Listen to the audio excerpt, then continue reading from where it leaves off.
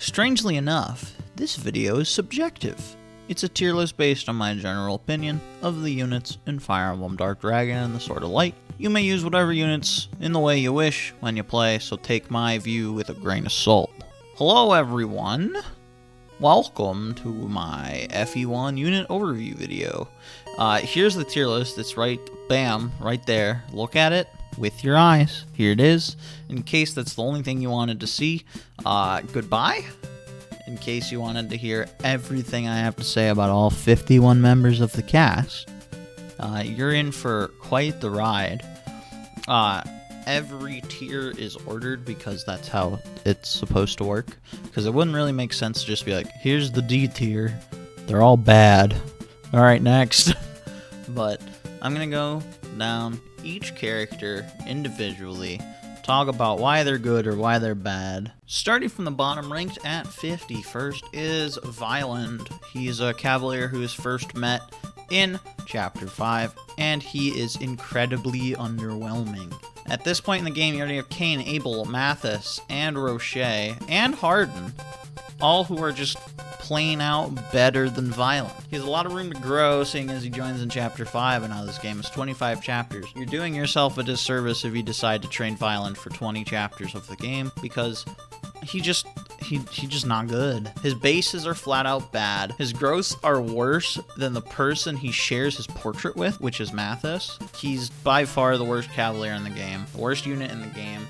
He's outclassed in every way, and he serves little to no purpose for me. Ranked 50th is Violent's twin, Mathis. You meet Mathis one chapter before you meet Violent. Mathis, much like Violent, is underwhelming. He's a cavalier with pretty much no unchanged base stats. Training him feels worthless. He has a lot of room to grow, but his growths aren't anything great.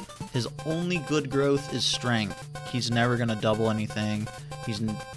Nothing's gonna happen. He's practically worthless. You already have Kane, Abel, Jagan at this point, all better at their jobs than Mathis will ever be at his job. He's a good benchwarmer though. Flying in at 49th is Est. Est feels pretty terrible to deploy in the 7 chapters that she's available in. She joins in chapter 18 as a level 5 Pegasus Knight. You have 7 chapters left in the game. Her growths aren't anything amazing. Like, she has this whole archetype that's basically low-leveled units that come in late into the game with great growths, but there's a unit next chapter who has way better growths than Est will ever have, and she just gets outclassed because there are 4 other flyers in the game that come before her that are way better than her. She's absolutely worthless in the chapters that she's available in, except for maybe the chapter she joins in. That chapter has a fuck ton of reinforcements. However, some of them are horsemen. They have bows. She don't do good against bows. She's just too much of a risk to be worth the reward. The best thing that she brings is Mercurius, which is a sword that she can't use, but it sure gives Marth a potential to get +2 in level up, so thanks, Est. Ranked 48th is McKellen. He is an armor knight that joins in chapter 12. He's part of the jail squad. That's what I'm going to call them because there's 5 of them. He is an armor knight. He's basically a replacement unit for Roger or for Doge, and he is awful. His bases are comparable to Doge's. When Doge joins 11 chapters ago, his growths are worse than his armored cellmate Dolph, who also shares his portrait. There isn't much else to say about McKellen other than that he's just not good. His bad growths, his bases are from 11 chapters ago. He's in that jail cell for a reason. Ranked 47th is Dolph. Dolph is McKellen, but with slightly better bases and slightly better growths. Other than that, he is bad. Rounding out the D tier is Tomas. He's an archer.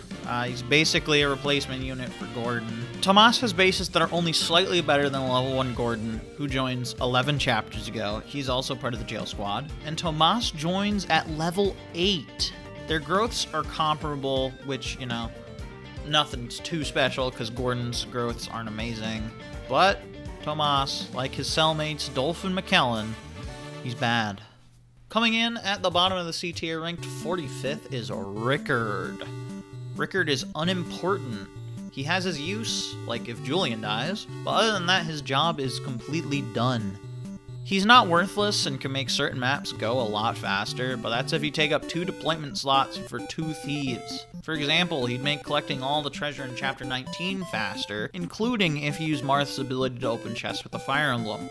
However, I feel like that map clearing speed alone just isn't worth it. One of the first units you see, and the only recruitable pirate in the game, Darrows is ranked at 44th. He isn't the worst unit in the game, as you can see, he's actually the 7th worst unit, but there are a few things that keep him at the slightly less than mediocre level.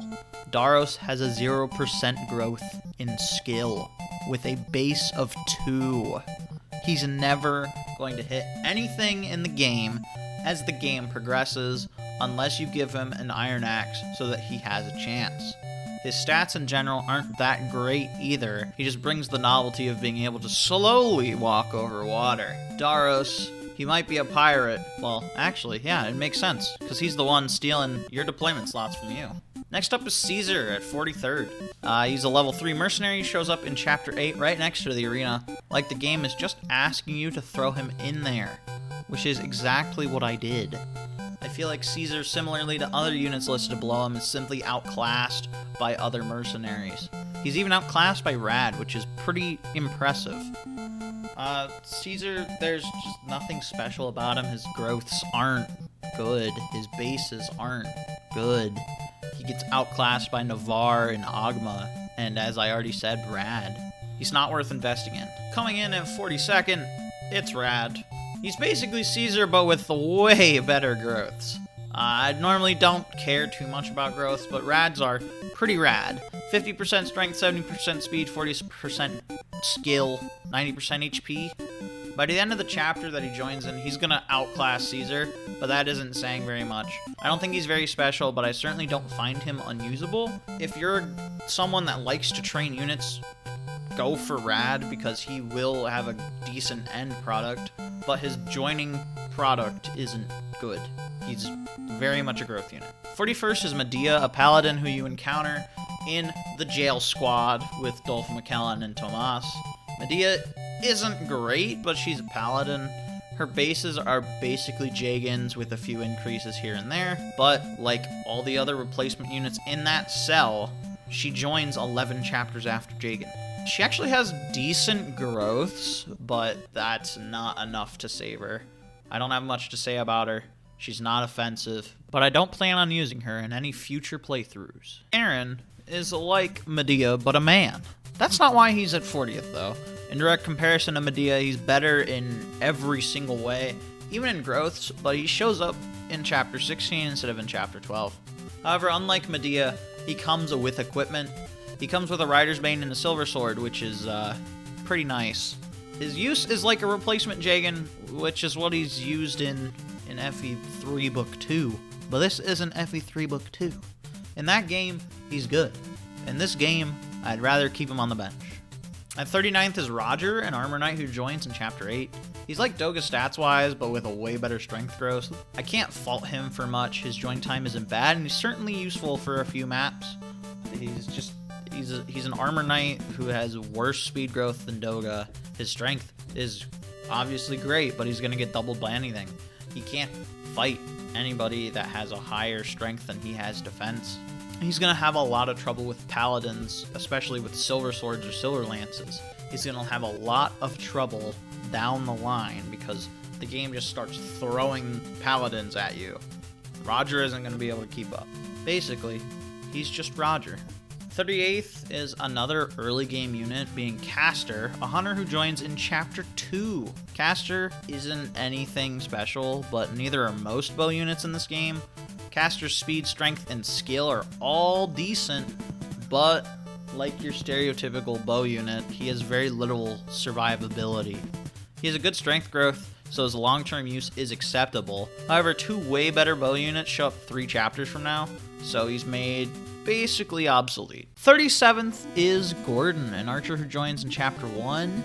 In Shadow Dragon, Gordon is pretty good. He's necessary for higher difficulties of the game, but in FE1, Gordon becomes pretty much worthless once you reach Chapter 5. He's pretty similar to Caster in that regard, because 2 other bow units that are a lot better than him show up, and even if you don't get rid of him at that point, once you get George, there's just no point in having Gordon. His growths are pretty standard, as are his bases, but you can be a bit more reckless with Gordon than you can with Caster. Thanks to being an archer, they're more defensive. Overall, I would give Gordon a out of 10. At the top of the C tier and ranked 36th is Board, a fighter who joins in Chapter 2. Board's best asset is the hammer he comes equipped with at the start of the chapter. His 7 base speed would be a lot better if he had anything but a 10% speed growth. For a while, he'll double a few things. As the game continues, he's going to stop doubling anything. His growths overall are more decent than his speed, with 50% plus in everything but weapon level and luck. However, his speed hits the hardest and is thus the worst of the Axe Trio. Welcome to the B tier. Starting off is Tiki, a Aniki ranked at 35th. Remember Est, right? Way back at the start of the video. Remember Est. I said that there was a unit that has better growths than her. This is the unit. Tiki has great growths, but she comes in at Chapter 19. However, her growths aren't the reason why I have her in the B tier. I have her here because she is a Maneki who can use the Divine Stone. It gives her 13 defense. I think it has 12 might. I could be wrong. It's on the screen right now. She is decent. She's basically Est but a dragon. But unlike Est, she's gonna do a lot. She's not gonna die unless it's a mage. She's gonna get doubled, but who fucking cares? She's not gonna double anything either because she's a big ass dragon. But she's gonna hit pretty hard, and she's not gonna die unless you put her in a spot where she's gonna die. Flying in at 34th, even though we can't fly, is Tiki's mentor, Bantu. Bantu's a Maneki who joins in Chapter 7, 12 chapters before his student. Bantu is basically Tiki's opposite when it comes to growths. Instead of having some 90% growths, Bantu has several zeros, and the rest are 10s. His bases aren't anything special either. However, he effectively has 18 strength and 15 defense when he's in combat thanks to his Firestone. He's never going to double, but it's going to take quite a bit of effort to kill him until the game starts throwing paladins at you.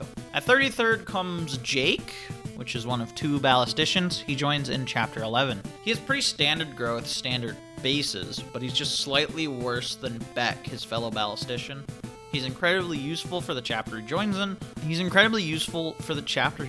in. But like Beck, he's hard to use later on in the game.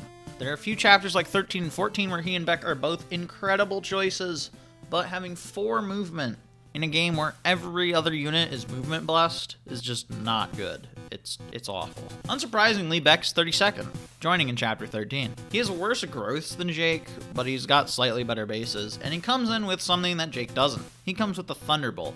It makes dealing with all the ballisticians in Chapter 13 a lot easier, and it adds some much needed magic damage to any army, as very little enemies have resistance. However, like Jake, 4 movement feels awful, especially in the chapter that he joins in, because they can only go through 1 forest at a time.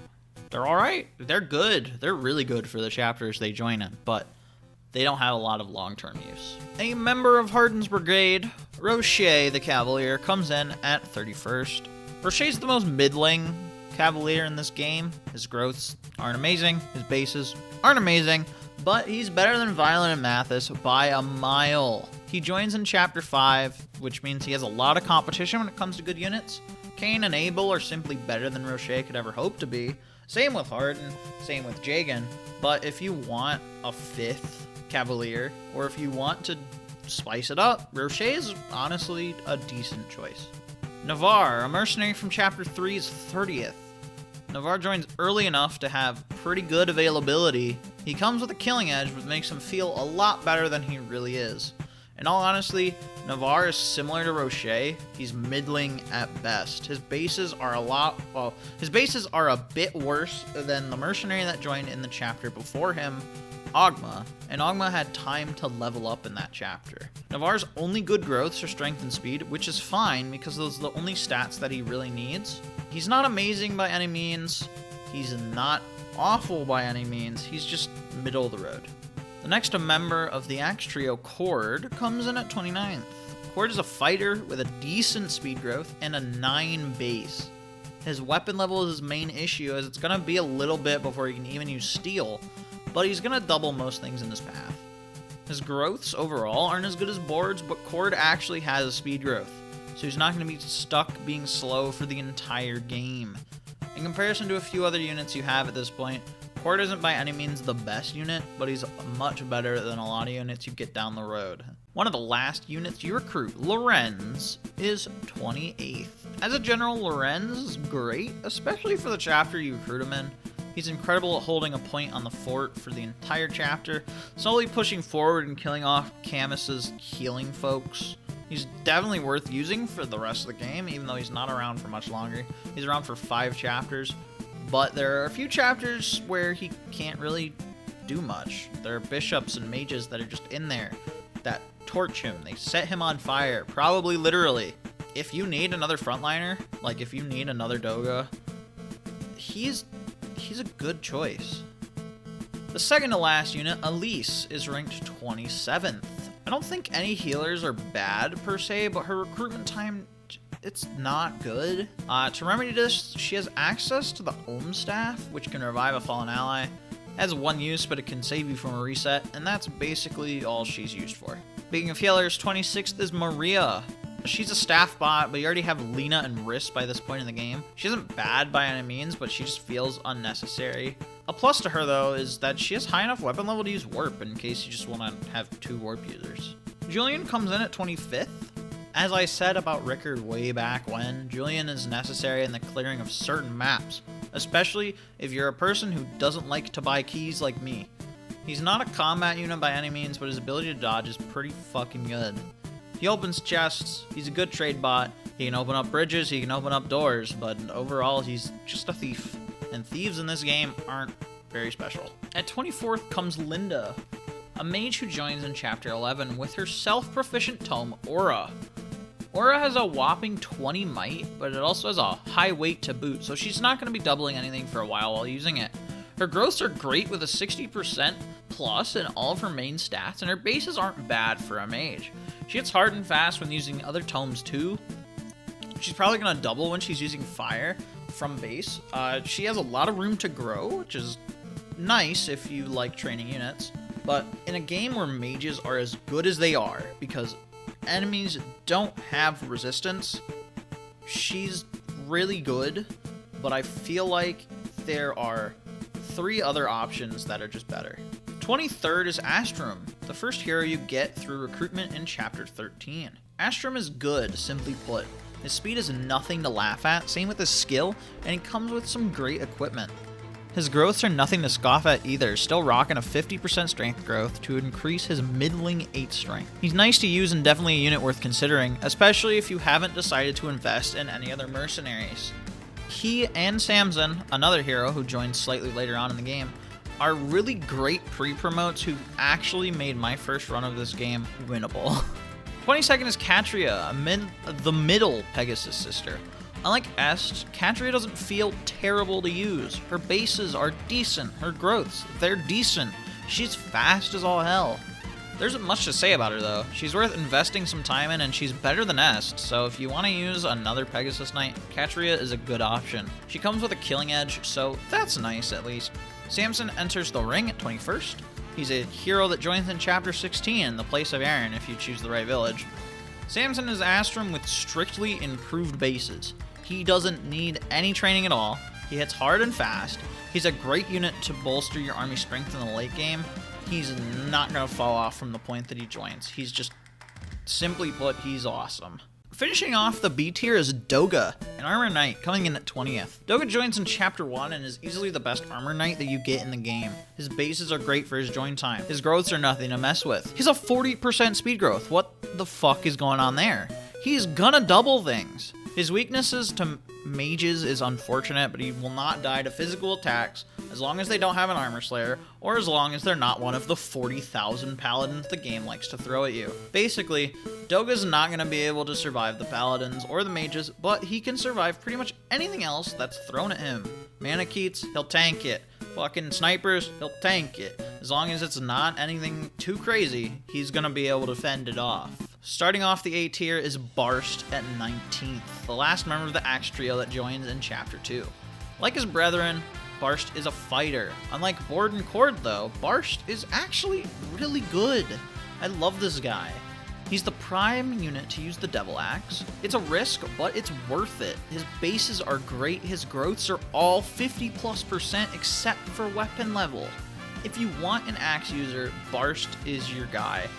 Fighters don't have a promotion in this game, but he's gonna fight pretty hard to prove to you that he deserves a deployment slot. He's gonna double things for a while, granted you keep him to iron axes, but his 10 base strength is plenty to hit people hard with. Basically, use him. Agua strikes at 18th. He's the best mercenary you're going to get, has the whole game to grow, and is overall a great unit. He joins in Chapter 2, has really solid bases, has good growths. Like Barsh, he's gonna double things for a while. But unlike Barsh, that while lasts a decent portion of the game and doesn't rely on him having an iron sword. His 12 speed is nothing to scoff at. Basically, Agua is who Rad wants to be. The final and oldest Pegasus sister, Paula, flies in at 17th. Paula has great bases, being the fastest of the three sisters with the ability to use silver lances, although silver swords are flat out just better on her. She's able to double for a decent bit, especially if you focus her mostly on swords. Paula's able to hold her own against most enemies, which isn't something that Catrien and especially Est can say for themselves. Paula comes with the ability to double basically everything, I already said that. And it's a feature of Pegasus Knights, but her strength is nothing to look away from. It's pretty good. She has high enough weapon level to use silver weapons, so she's going to be able to hit pretty hard with silver swords, and eventually, once her speed gets higher, silver lances.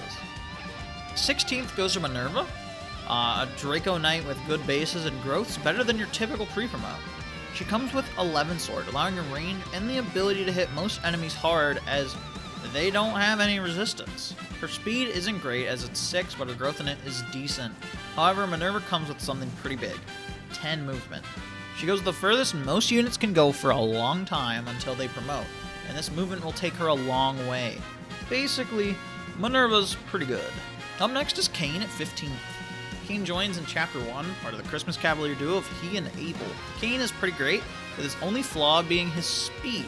His growths are awesome, his bases are great, and he's a Cavalier, the best class in the game as long as you don't suck. I'm looking at you, Violent. Basically, Kane, he's good. He's one of the best mounted units you're going to get in this game, so you should probably use him. Sheeta is 14th, another Chapter 1 joinee. She's the only Pegasus Knight you're going to have for a long while, and she's very fast, with a 12 base speed and a 90% growth in it, so she's going to cap it. Unlike Shadow Dragon, she doesn't get her Wing Spear, but she's really, really good without it. Nothing is ever going to double her. The only thing that she really has to worry about are mages and archers, and she's going to have good dodge anyway, so she's probably not going to get hit. Her speed lets her double pretty much anything, because, as I said, she starts off with 12, and every level she's basically going to always get speed, so she's always going to double. Pantsless Lord Marth conscripts the 13th spot. I think Marth's a good unit for a pretty big reason. When he's in enemy range, all enemies will target him if possible, no matter what. It's easy to level him up, he has decent basis, great growths, his movement is surprisingly good at 7, he's the only unit that can access villages. Basically, he's good because he has to be. It's something that Lords of the Future, Lords in other games probably should take note of. He's just good. It'd be bad if he were sword locked if this game had a weapon triangle, but guess what? It doesn't. So, it doesn't matter to him. He's the only one that's able to use the Mercurius, which increases his growths even more. It doesn't increase their rate, but it increases the amount of stats that he gets from them. Essentially, Marth is really good. It's weird to say it, but he's good. Riss slowly walks in at 12. He is a heal machine. He'll be in your army forever. He's an old man. Say hello to old man, because old man is good. 11 belongs to Merrick, the first mage that you get, and he joins you in Chapter 4. He has good growths with solid bases. He starts with Excalibur, one of the best spells, especially at this point in the game, and he's constantly increasing his weapon level so that he can use new tomes. Merrick's pretty similar to Linda, but his join time really makes him that much better. And since he's gonna have all that time to level up speed, he's just gonna be way ahead of her. Rounding out the A tier is Abel at 10th. Abel is Kane, but green. Other than just being green, he also has better bases and comparable growths to Kane. He will get speed every other level with a 50% growth. Bowstring is already decent speed at 7, and strength pretty often as well, allowing him to hit relatively hard. As one of the few remaining Cavaliers, Abel's one of the best for sure. On to the top 9, and at the bottom of the S tier is Gato. He's the last unit that you recruit, but he's really hard to rate as his availability is 1 chapter, but he comes with 2 tomes and 2 staves. He's able to double a lot of things with his 20 base speed, and weirdly enough, he has good growths for the 2 levels he has left in him. This is, he's another good old man. Warping in at 8th is Bowa, another good old man. He's the final member of the jailed goons from Chapter 12, which is weird since the rest of them are just mediocre to bad. Bowa comes in with 15 speed, making him surprisingly fast since he's an old man. Bowa gets access to tomes and staves, which only one other unit at this point in the game, Waldel, can do. Sedgar is 7th. He's one of 2 horsemen that join in Chapter 5 as Harden's goons. Why is Sedgar good? He has horse, he has bow, he can go in, poke, then be protected by a wall. He's never going to fall behind when it comes to movement since he's on a horse. His bases seem low, and quite frankly they are, and his growths aren't too great either. But he's a horseman, so the class itself is really good on its own. Wolfe is 6th. Why is Wolfe better than Sedgar? Wolfe's growths are better. That's it. They're the same past that. 5th place belongs to Waldel, another old man. He's a bishop who has access to tomes and staves, with equally surprising speed to Bowa. Waldel starts with 14 in Chapter fucking 5. His growths are decent, his bases are amazing. He's gonna be one of your best units if you decide to use him, I promise. In my playthrough, I made the mistake saying, he's old man, he can't be good. I was wrong, old man, very good. All of the old men are good. Jagan, he's coming in at 5th. Now, I know I said that Waldel was 5th. Problem is, I just proofread my script and it says Lena's 4th. But Lena wasn't on the script. She's in the tier list, but not on the script. So, Waldel and Jagan, they get to tie. For the purpose of all things, he gets to tie with Waldel. Now, what makes Jagan good? He's a paladin who joins in Chapter 1. He's the best member of your starting brigade, and he's going to carry the early game until you get to Chapter 5, which is when the best unit in the game takes over. He has good speed, he's going to double things, his bases are great, he starts off with a silver lance, he's going to be able to hit things really hard with that. Give him a silver sword, he's going to double everything. Basically, rule of thumb, silver swords are broken, use them, love them. Anyway, Jagan, he's good. 4th place goes to Lena, because I forgot about her. Lena's a heal bot, but she gets access to warp. She starts off with it after you clear Chapter 3, and from there on, she is an incredible unit. You need a warp for some chapters, like, you actually do. Not to just go really fast, but you need it. And warp in this game is the whole map. You don't need a certain magic stat for her to be able to warp you really far. You just need her to warp you somewhere. Let her warp like Minerva or something. She can go anywhere. Absolutely anywhere. It's incredible. And there's a certain map. I don't remember which one. It'll probably be on screen. But there's a map where you need to warp Marth to a village so that he's able to get there in time before thieves get there, because thieves have really high movement. And without warp, you wouldn't be able to get there unless you had, like, one of your horsemen get there in time, but I don't even know if that's possible. Basically, Lena's the warp staff. Until you get access to Hamern in chapter 20, which is the Camus chapter, she can start repairing all of your equipment, which is great. It's honestly amazing. Taking the bronze is George. He joins in chapter 9 as a sniper. He's easily the best bow unit in the game. There might only be 3 places technically between he and Wolfe, but he is leagues ahead. This is where the game really changes when it comes to unit, is the top 3. George is amazing. He's able to double most things. He has good speed growth for being a pre-promote. He starts off with a silver bow. He's going to be able to kill anything. He's basically made to use the Parthia. He's easily one of the best units in the game. It's scary how good he is and how well he can carry the army even in the toughest of maps. Taking the silver is Cheney. Cheney's the only unit in the Fire Emblem series to ever have the class of Freelancer, which is incredibly broken. So basically, I'm not giving the silver to Cheney, I'm giving it to the Freelancer class. It's so goddamn good. You get the unit stats, and that's all you need. You can take whatever fucking items you need from the storage. Want to make him a healer? Transform into Lena. Go get a warp staff. You can have 2 warps. You don't need Maria. You want to make him a mage? Go transform into Merrick. Go get, like, I don't know. Go get a tome. You can transform into a paladin. You can transform into anything. And this one ability just makes Cheney so good. Finally, the best unit in FE1 to me is Hardin. He's easily the best cavalier you get. He's got really good bases and surprisingly great growths. None of his stats are bad. He's the perfect cavalier and everything Violent aspires to be. His 9 weapon level lets him use silver swords from the get-go, which was easily my most used weapon on him until his weapon level and speed were enough to support a silver lance.